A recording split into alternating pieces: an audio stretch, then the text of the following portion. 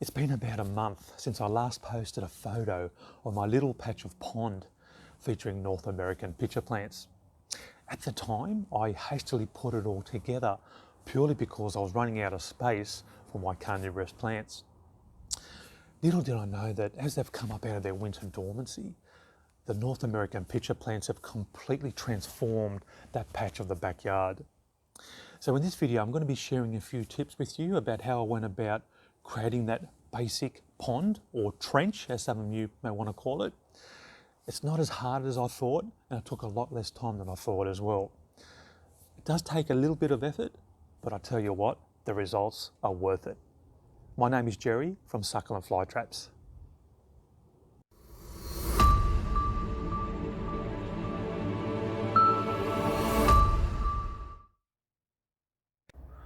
Okay, so this is what the pond featuring the North American pitcher plants look like. So straight away, as we get closer here, you can really see how those tall, erect pitchers really command attention. And just like in their natural habitat, these North American pitcher plants really dominate the landscape. Some of these pitchers are around about, say, 50 centimeters, 55 centimeters high. And with their different colors, they really do have an impact. Not to be outdone though, of course, is my little miniature gardens over here. This one over here is an established one, it's a couple of years old, and look at all those Venus flytraps coming out, emerging out of their dormancy, coming out with their light green shoots, and also coming out with their flower stalks. And of course I've got my various species of sundews here looking really nice. And that's what it looks like with the North American pitcher plants in the background. Over here is another garden, little miniature garden. These are featuring pumice-stone planters. So if you're interested in making one of these, go to my YouTube channel. I've got some really simple videos there on how to make these type of gardens. Alright, let's have a look now at these North American pitcher plants. It always helps to have different types in there to really have a nice colour effect. Over here I've got my Sarracenia flava ornata variety, characterised by their beautiful gold or yellow coloured pitchers and their red veined hoods.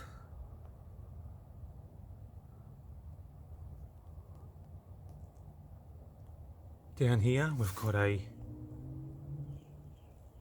Sarracenia flava maxima variety. Just love these bronze coloured hoods. There's another one over here. You can see how each type of North American pitcher plant really adds its own unique colour and effect to the whole garden here, to this pond over here. Here's another ornata. This one over here looks a little bit deformed. Actually, it is quite deformed. Sometimes you do all you can to grow healthy plants, but Mother Nature somehow doesn't cooperate. Oh well, the main thing is that the mouth is still there, so hopefully some flies fall in there to give this plant plenty of nutrition. So most of these plants have been freshly potted.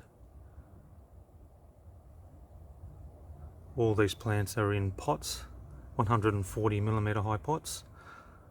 Some of the plants here have been in their pots from the previous growing season. That's why you're seeing these more established tropical sundews around the base, and a little bit of moss growing there as well. Okay, so just flying along here. More maximas here, characterised by their bronze coloured hoods. There's a close up there. Now these ones over here are Ruglii, Sarracenia flava Ruglii varieties. They're characterised by these red collars around the base of the hoods. As those pictures get older, those red collars will become more vibrant. More maximas over here.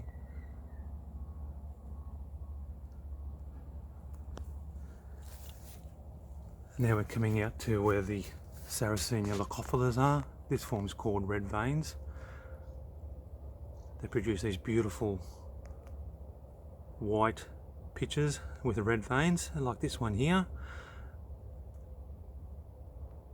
They will peak around autumn or fall where they'll produce their biggest and showiest pitchers.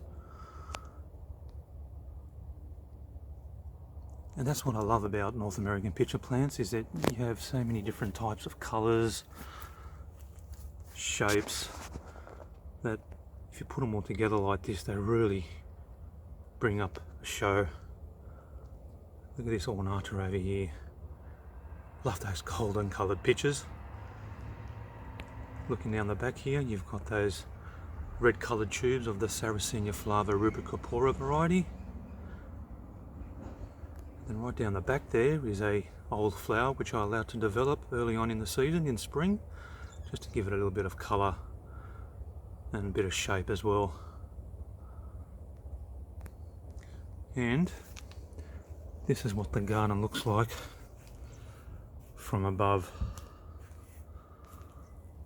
Oh, sorry, the pond. Okay, let's go back in here again. You'll notice on this side of the pond, we've got this leaf litter over here on top of the pot plants.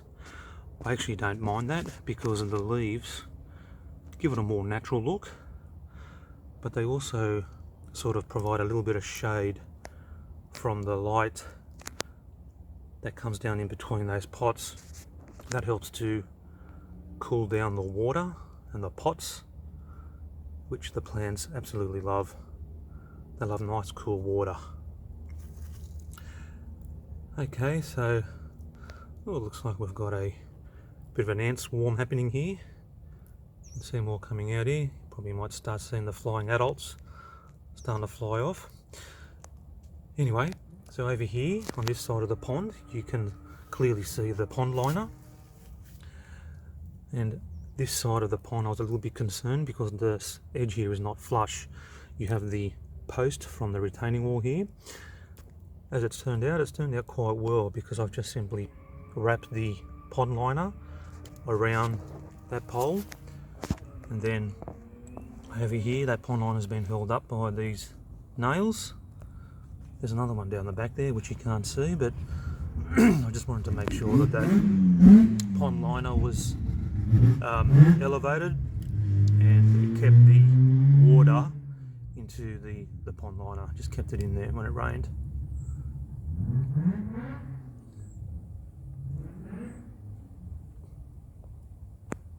Okay, so as I said before, all these pots here are in 140mm high pots, and you'll notice here this green shade cloth. I use that to collect the lawn clippings whenever we mow the lawn. I mowed the lawn a couple of days ago, so it's done a good job of capturing those clippings. It's just a matter of me taking that shade cloth out and just removing it until when we mow the lawn again. So this here will give you a bit of an idea about the water depth. There's not much water in there, but the most important thing here is that there's water around the base of these pots, which helps to keep the peat moss nice and damp, which the plants need. They need that peat moss to be nicely hydrated at all times, nice and damp, okay?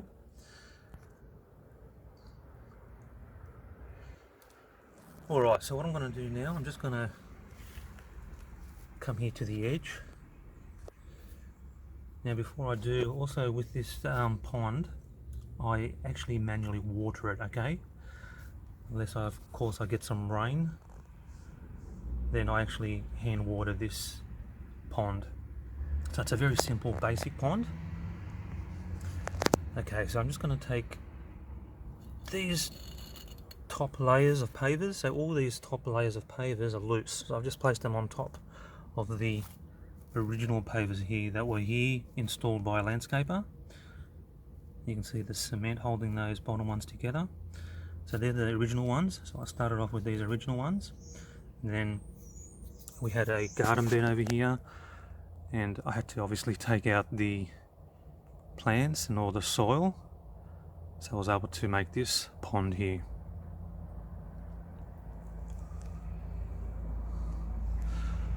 Okay, so the pond liner, which is UV resistant, so make sure that you get UV resistant type of pond liner so it lasts, is held in place by these pavers sitting on top of it.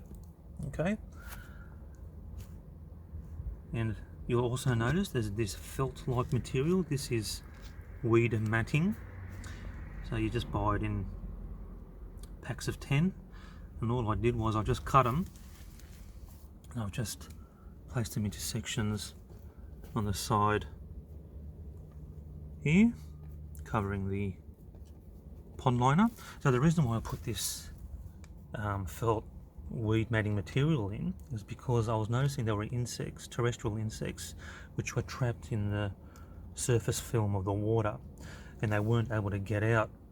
They pretty much drowned in there. So this whole pond here was acting like one giant pitcher plant, and for the insects to, the reason why they couldn't get out is because this pond liner is quite slippery when it's wet. They couldn't get a foothold, so by putting in this weed matting material, they have a chance to get out.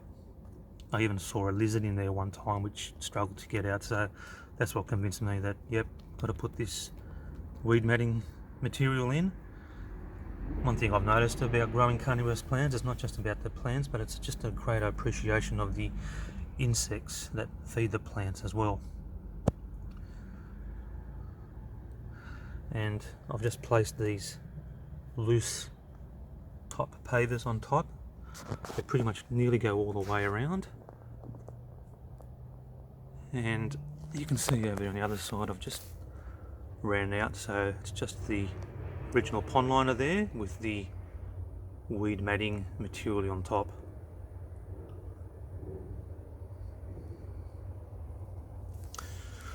Okay, so when you're making your pond, it's important, so you're not going to probably start off with these original pavers like I did.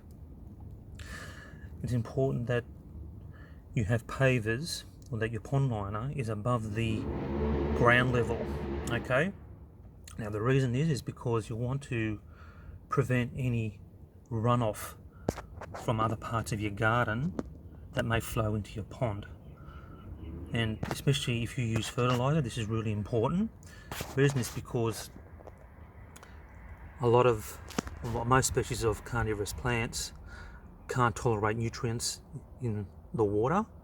That's because the nutrients burn the roots, and eventually that will kill the plants. So it's important that you have some sort of barrier from runoff from other parts of your garden, and by having it slightly elevated like this, that helps to prevent that runoff flowing into your pond. Okay, let's put this on like this.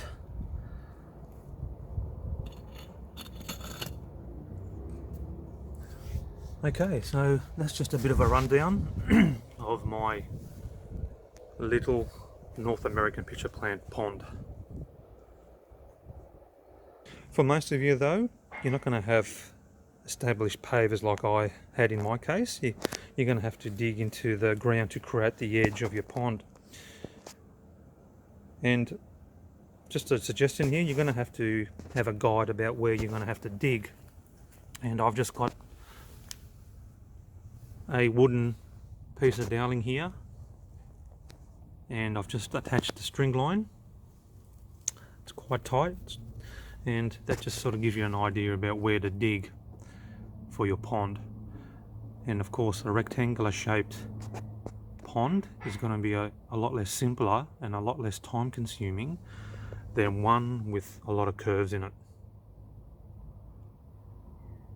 So just another important factor to consider when building your pond, the pond liner should be below the top edge of the pots sitting inside the pond. So that just gives you an idea just how far mine is. So that's around about, say, 2 centimeters below the top edge of those pots. It's important because if it does rain a lot and the pond overflows, you want that excess water to drain away from the edge without swamping your plants. Okay? So this is what the original garden bed looked like with the paved edges. Notice how I've got the plastic pots sitting upwards, so I have an idea of how deep I should dig. To ensure a level surface, I use this spirit level. Notice how I'm placing the spirit level at different areas and at different angles to ensure that the pond is level over a wider surface area. To help me flatten any raised areas, I simply use this flat piece of wood by hammering down with a rubber hammer. Of course, you could use any hammer for this. For any areas that needed to be raised, I simply placed extra soil.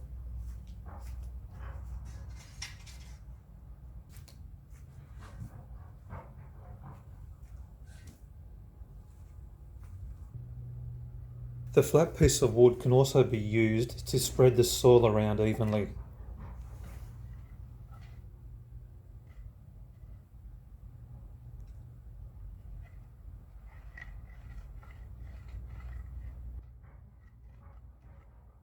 Try to remove any rocks or twigs. This will help to flatten the soil and help reduce any puncturing in the pond liner.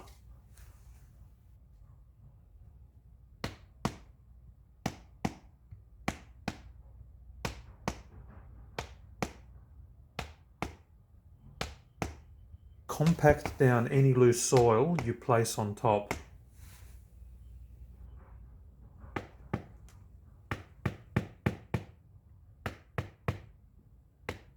Once you have the desired depth and the soil is level, it's now time to install the pond liner.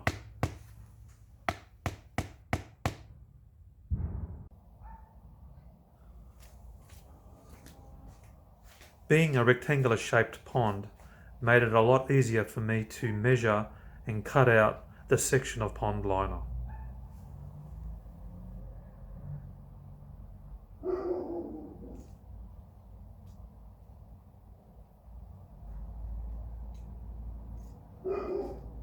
Here I'm using the straight edge of the spirit level and a measuring tape to ensure a nice straight cut.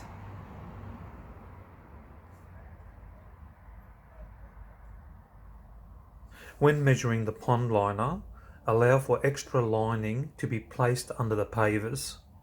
Also allow for the depth of your pond.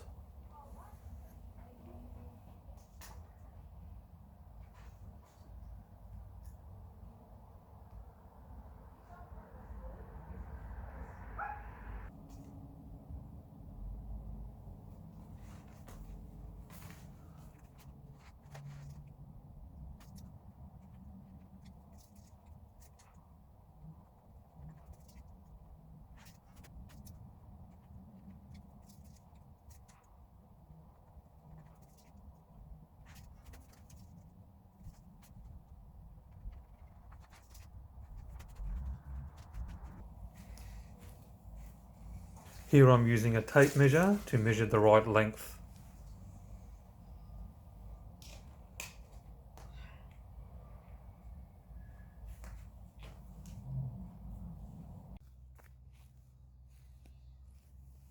Here's the cut section. Underneath I placed all the offcuts of the pond liner to be used as an underlay.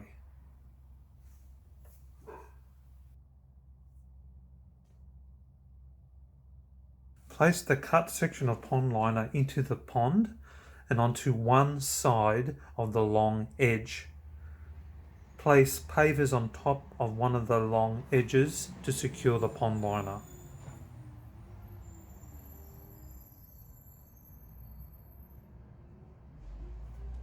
With the pond liner snugly in the pond, Start to cut away the excess around the edges.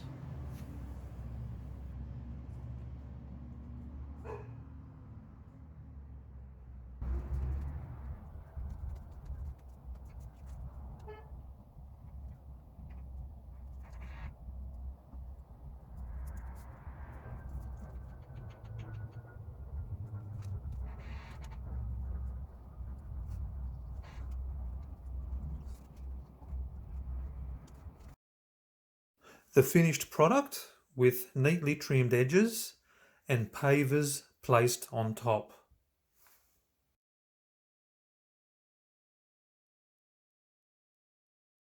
So there you have it. Hopefully I've given you a few ideas and tips about how you can make your very own basic pond for your carnivorous plants. You know, that was the first time I've actually attempted to make a pond, and looking back, it wasn't as hard or as time consuming as I thought. Now that rectangular shape is very basic. That makes it a lot easier to be able to measure out, cut out and finally install that pond liner. So if you haven't made a pond before, this is an ideal project for you. Probably the hardest part for me was to try and level out that soil. What I realised quickly is that so long as you have those basic tools, you have that flat bit of wood, your hammer to compact down the soil, and that spirit level to ensure it's all level, then it's a lot easier.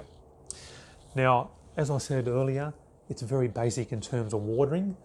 I just basically get my watering can, place it under my rain tank, and then just water that pond by hand. It's very, very basic, nothing fancy, but it works. Now, important consideration is sunlight. If you're going to have the pond like this in your backyard or wherever, you need to ensure that it receives at least 6 hours or more of direct sunlight.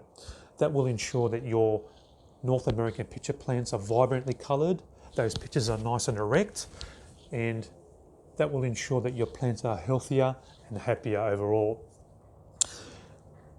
There are a couple of really big advantages of having this pond. The first big advantage is that you can have all your favourite plants growing together, and together with their various shapes, various sizes, various colours, they really add a beautiful effect to your garden. And I guarantee you, the pond will command attention. Another big advantage is that being low to the ground, the pond has plenty of wind protection. Another advantage is that because our pond liner is in the soil, that ensures that the water remains relatively cool even throughout the day. So these plants love their water nice and cool. That will ensure that the roots are healthy, and of course that will ensure healthy pitcher growth as well. So there you have it. Why not give this project a go? As I said, it's relatively simple, it's a lot of fun, and believe me, your plants will love you for it.